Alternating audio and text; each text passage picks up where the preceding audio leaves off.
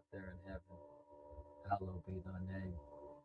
Thy kingdom come, thy will be done, on earth as it is in heaven. Give us this day our daily bread, and forgive us all of our trespasses, as we forgive those who trespass against us. And lead us not into temptation, but deliver us from evil, all evil. Amen. In the name of the Father, the Son, and the Holy Spirit. Welcome to Tuesday of the second week of the Advent season. And today, out of the readings, exploring through that, we come to Matthew 18:12 through 14, a contrast and parallel where Jesus describes a shepherd where one of his sheep out of the flock of 99 have gone missing. And he explains, that would the 99 be good enough and just let bygones be bygones, and that one sheep is just lost, and hope and pray that the sheep comes back, returns? Or would the shepherd go in search for that sheep, ensure that the other 99 in the flock are safe and sound, find the lost one, and bring him back, or her, but bring that little lamb back in reunification with the flock? To parallel this, I let's say you're with your family. You can be the parent or you can be the child. Okay. Say you're going to the mall, Christmas season, busy as heck. Mall is just outrageous. I don't know if malls are outrageously busy anymore, but go with the go with go with the parent. But your parents or you, all right. The parent uh, has two sons.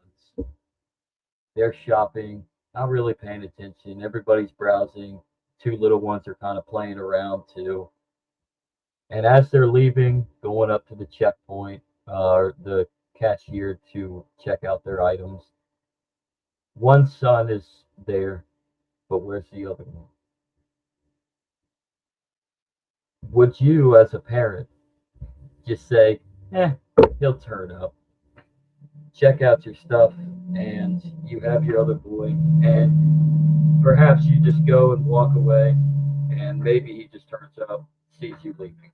Maybe that works, but the truth be told, you as a parent would probably go through hell trying to search the whole store, in everything, clothes racks, behind shelves, whatever. Go to the bathrooms, check the kids section if there's a kids section with the toys. Like, let's say it's Kohl's, right?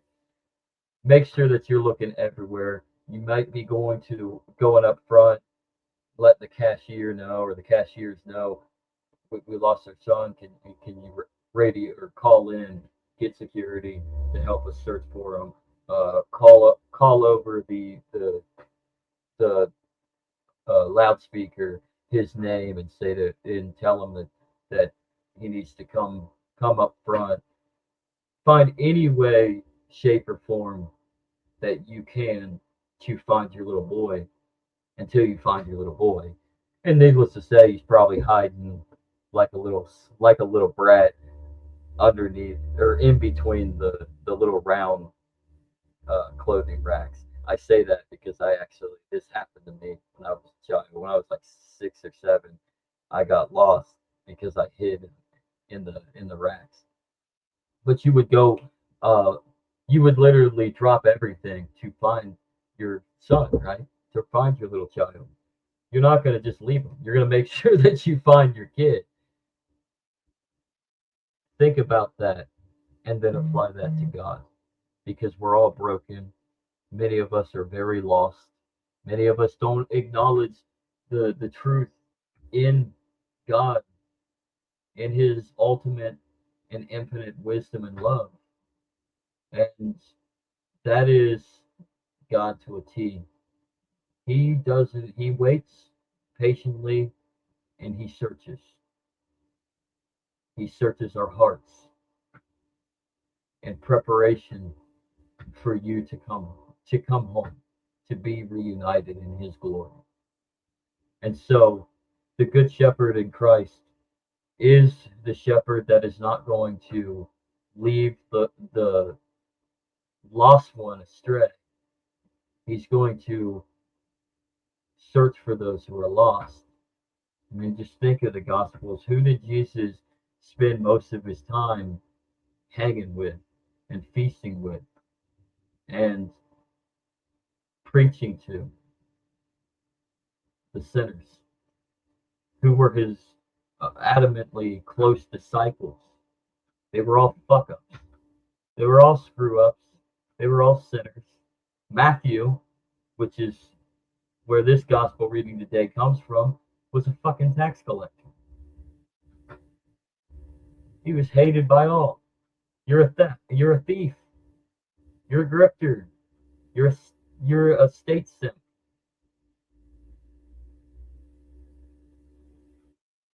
So just take that for the rest of your day and into tomorrow, and just think that